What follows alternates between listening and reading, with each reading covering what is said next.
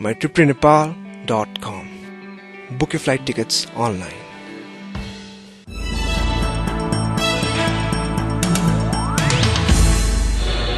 Brought to you by Broadlink. Connect your way to freedom. Dabur Special Jasmine Hair Oil. Make हरेक दिन special. प्रीति मिल pack मात्र रु 15 मा.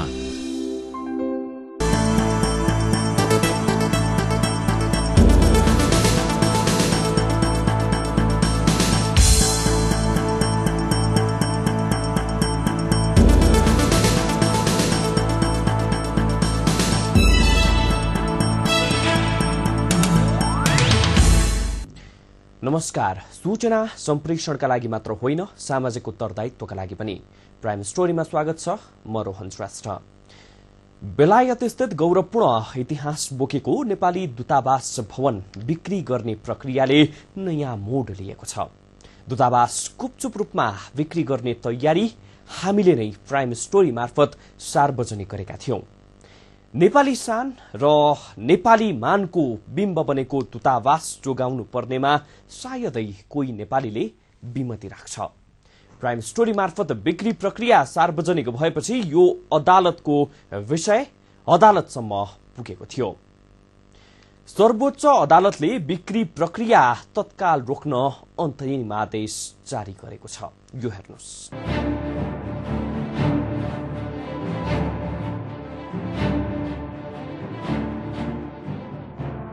चैत्र 1 गते मुलुक राजनीतिक रूपमा तातेको थियो. इतिहासमा पहिलो पटक प्रधान न्यायाधीशको नेतृत्वमा मन्त्री परिषदको गठन हुँदै थियो.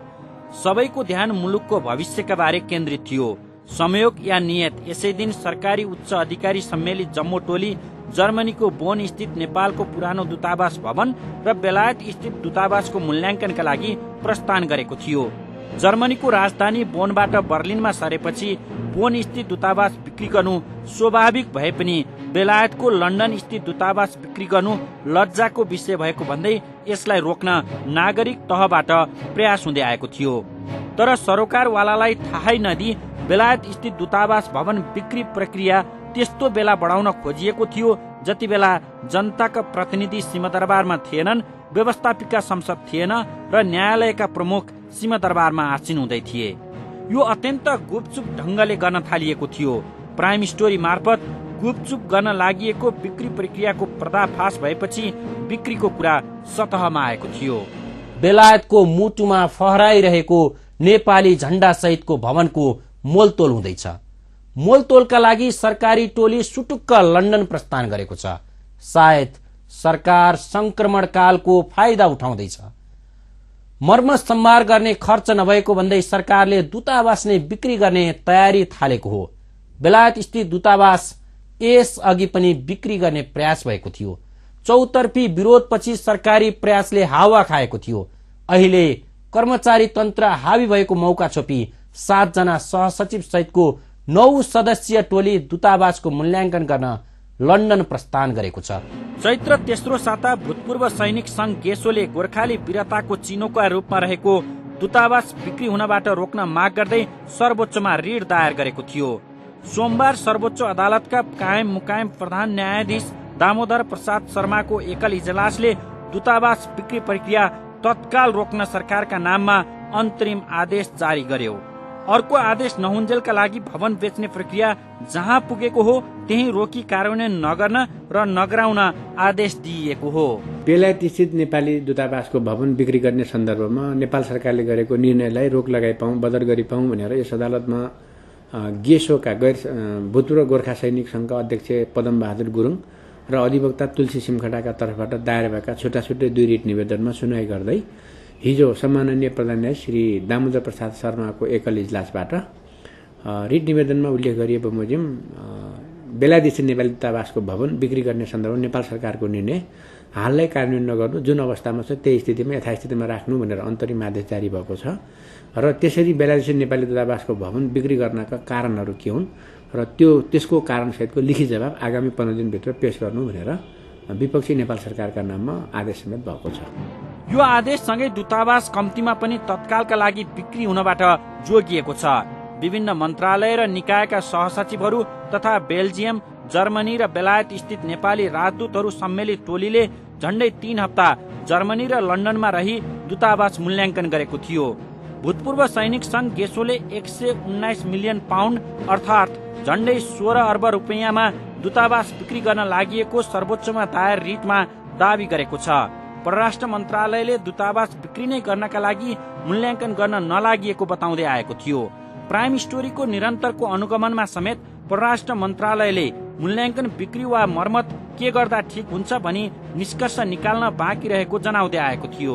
जुन अहिले यो टोली गइरहेको छ है, बेलायतको राजदूतको संयोजकत्वमा ब्रसेल्सको नेपाली राजदूत अनि जर्मनीको नेपाली राजदूत र यहाँबाट गएको जति 6 जनाको टोली जम्मा 9 सदस्य जुन यो कार्यदल छ त्यसको म्यान्डेट भनेको बेच्नलाई गएको होइन। यसले चाहिँ त्यहाँ गएर स्टडी गर्छ होइन, स्टडी गर्छ, मूल्याङ्कन गराउँछ, त्यसपछि के गर्दा उपयुक्त हुन्छ है, त्यसलाई मर्मत गर्दा उपयुक्त हुन्छ कि बिक्री गर्दा बढी लाभदायक हुन्छ कि फेरि त्यहाँबाट जो लन्डनको घरबाट यदि बिक्री गरियो भने त फेरि अरू ठाउँमा मुभ गर्नु पऱ्यो होइन, चान्सरी मुभ गर्नु पऱ्यो, त्यहाँको रेजिडेन्स पनि त्यही भएको हुनाले चाहिँ मुभ गर्नु पऱ्यो। त्यो गर्दा झन् बढी सरकारलाई चाहिँ बेफाइदा हुन्छ कि है, त्यस कारण यो चाहिँ मतलब बिक्री गर्न गएको भनेर बुझ्न चाहिँ मिल्दैन। अहिले उसले के रिपोर्ट दिन्छ त्यसपछि मात्रै सरकारले निर्णय गरेको हो।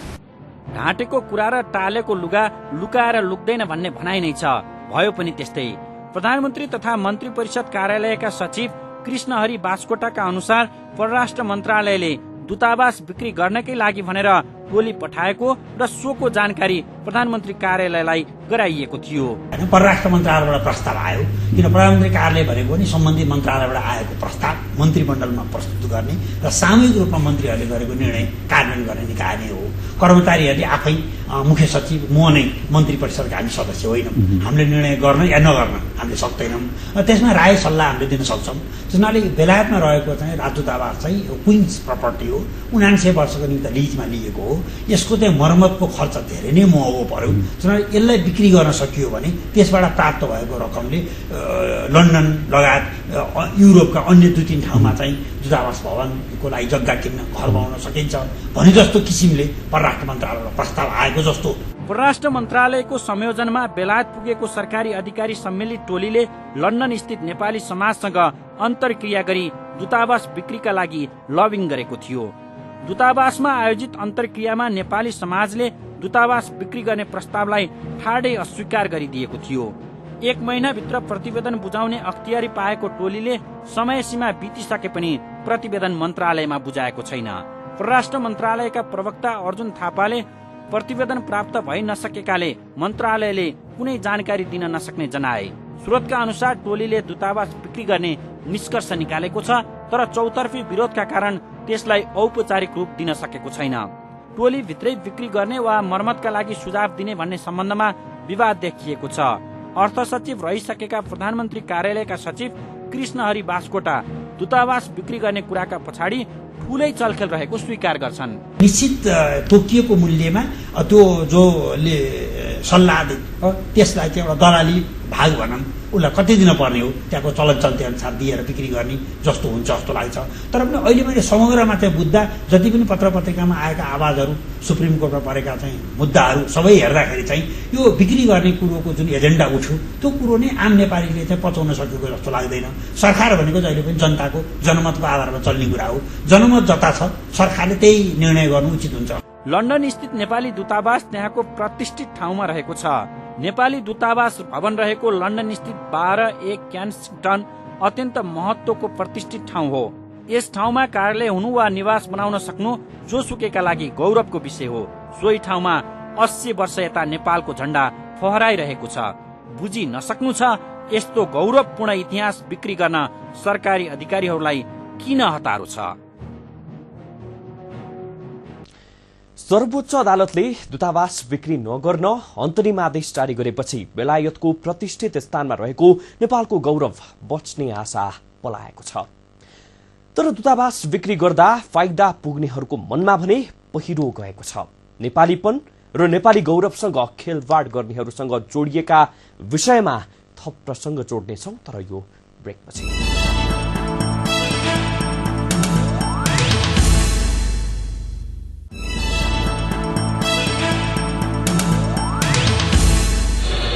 Brought to you by Broadlink. Connect your way to freedom. Dabur special jasmine hair oil make हरेक दिन स्पेशल।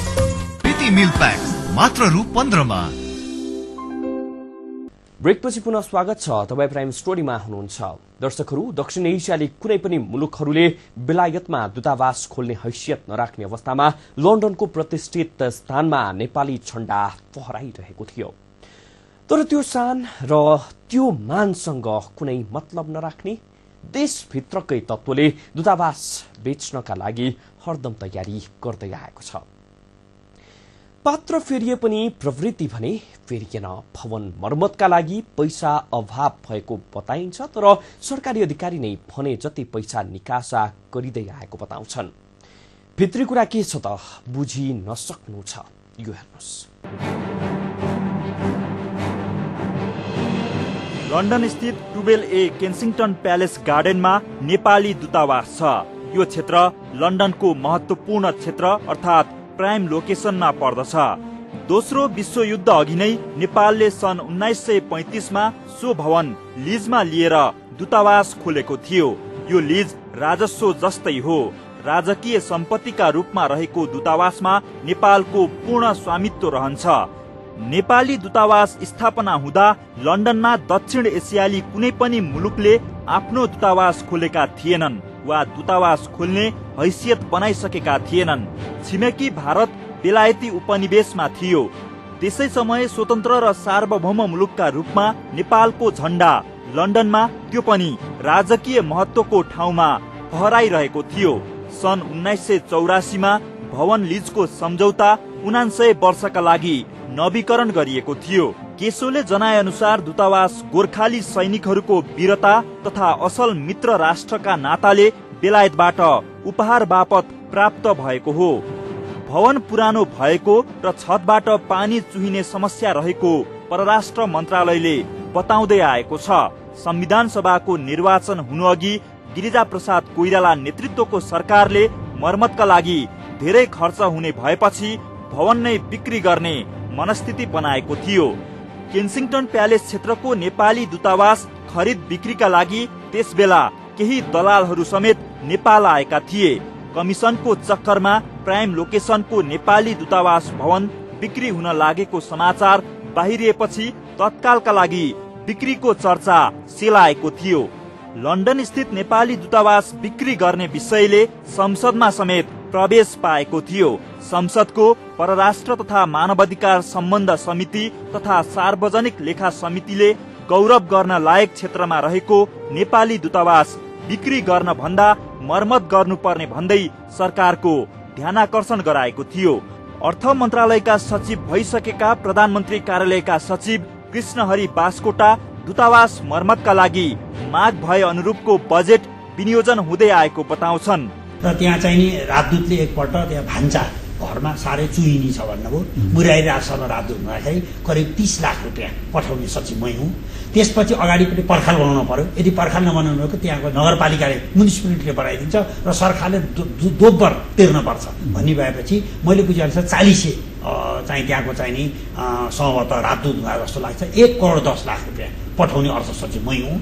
त्यसपछि उहाँहरूले बेलायतमा अन्य कुराको मर्मत सामान्य मर्मतहरूको रकम माग गर्नुभयो। त्यो रकम चाहिँ सब पठाइयो। पेन्टिङ गर्न पर्ने रहेछ। 3 वर्ष भइसकेको रहेछ। त्यो चाहिँ ठाउँ यस्तो लोकेसनमा रहेछ कि त्यहाँ चाहिँ समय समयमा मर्मत गरेन भने त्यहाँको नगरपालिकाले चाहिँ रङ रोगन गरिदिने, त्यसको फेरि डबल त्रिबल चाहिँ नेपाल सरकारले चाहिँ रङ गरेको पैसा तिर्नु पर्ने रहेछ। रङ रोगन गर्ने पैसा पठाइयो। मेरो जानकारी अनुसार म अर्थ सचिव हुँदा त्यसलाई मर्मत गर्ने पैसा पठाइएकै हो। सरकारले दूतावास मर्मतका लागि पैसा पठाए पनि दूतावासमा नयाँ नयाँ समस्या देखिँदै आएको छ। भव्य भवनलाई मर्मत सम्भार गर्नका लागि ठूलै लगानी पनि आवश्यक पर्नु स्वाभाविक हो। तर गौरवपूर्ण इतिहास बोकेको दूतावास भवन मर्मत गर्न नसकेकै कारण बिक्री गर्ने अवस्थामा पुगेको सो घोषणा गर्नु लज्जाजनक हुने पूर्व परराष्ट्र मन्त्री रमेशनाथ पाण्डे बताउँछन्। पैसाको खेलमा मभन्दा अगाडिको सरकारहरूले पनि मभन्दा पछाडिका प्रत्येक सरकारहरूले त्यसलाई बेच्ने र त्यसलाई डुब्ने गाई बनाउने प्रयासहरू गरेको मैले अखबारमा पढेको छु। यो नेपालको लागि लज्जाजनक कुरा हो नेपालको इतिहासको एउटा महत्त्वपूर्ण नेपालको इतिहासको अभिन्न अङ्गलाई सुरक्षित राख्ने सट्टा बेच्ने प्रयास नेपालको लागि त्यो खेदजनक। अरबपतिहरूको आवासीय क्षेत्रको रूपमा विकास भएको सो क्षेत्रमा भारतीय अरबपति लक्ष्मी मित्तलले समेत आवासीय भवन खरिद गरेका छन्। उनले सन् 2004 मा फर्मुला 1 का मालिक बेनी क्लेस्टोनबाट 57.1 मिलियन पाउन्ड अर्थात् 74 अर्ब नेपाली रुपैयाँमा भवन खरिद गरेका थिए। सो भवन विश्वमा रहेका आवासीय भवन मध्येको सबैभन्दा महँगो मध्येको मानिन्छ। हामीले माल त पायौं, तर हाम्रो मालको चाल सरकारले पाउन सकेको छैन। बाँदरको हातमा नरिवल, सायद यस्तैलाई भन्छन्। पटक पटक बिक्रीको कुरा चल्छ। टोली बेलायत पुग्छ, सयर गर्छ, फर्किन्छ, प्रतिवेदन तयार हुन्छ, तर त्यसै थन्किन्छ। फेरि अर्को वर्ष अर्को टोली बेलायततिर बरालिन्छ। यही नियतिको शिकार बनेको छ बेलायत स्थित नेपाली दूतावास। थप प्रसंग जोड्नेछौं, तर यो ब्रेकपछि।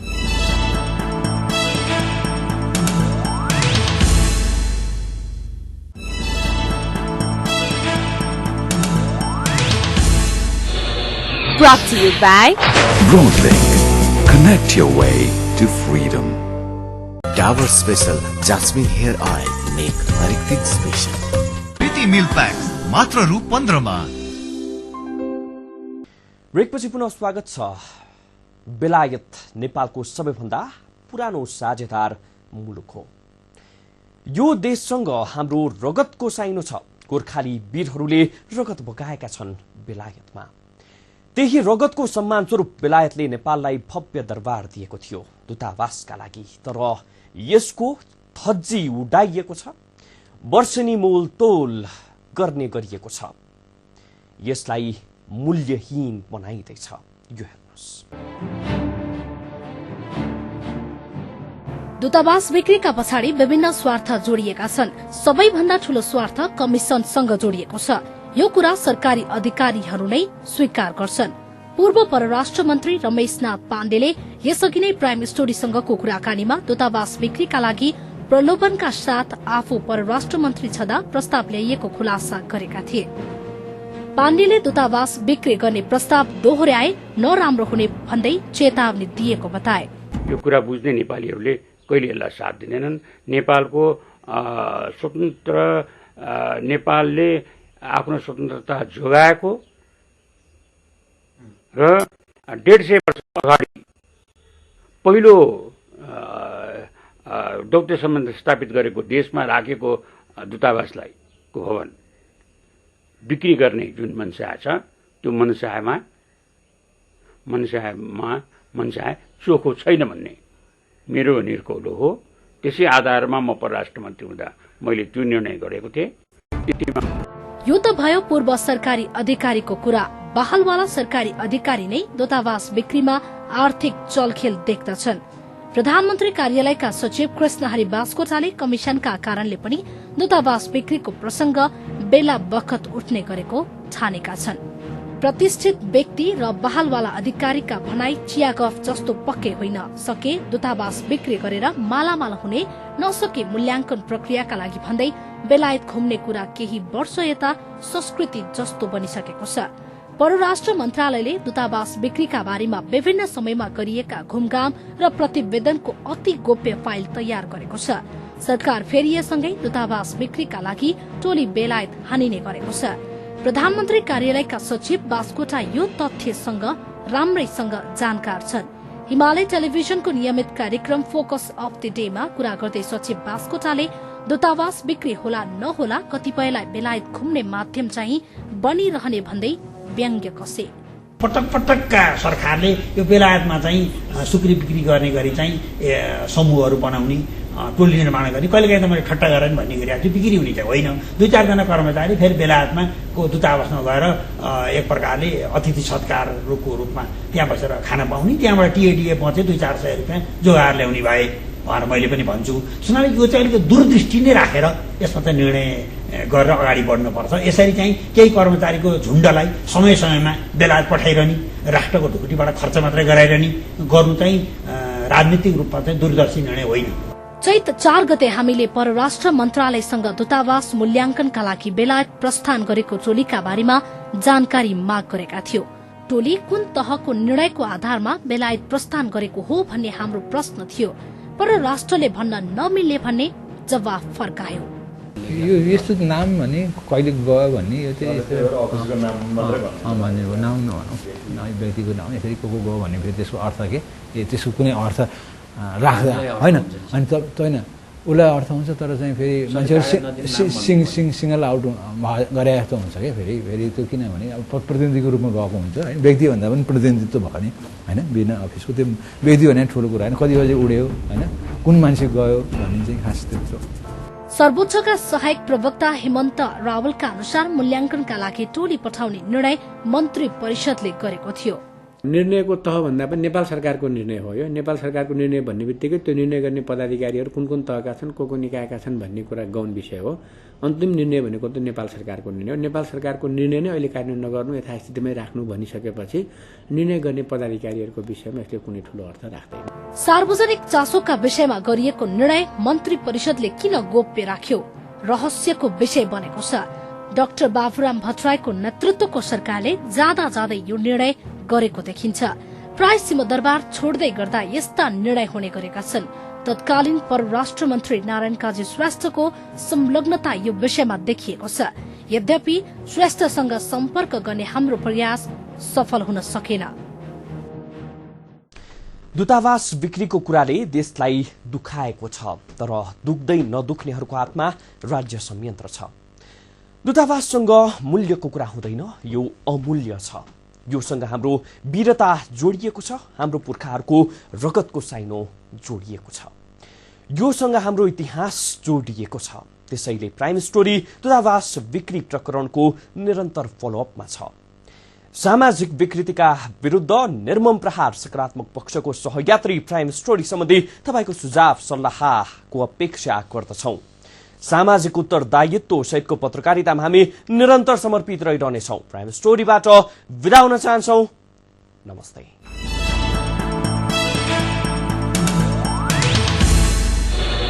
Brought to you by Broadlink. Connect your way to freedom.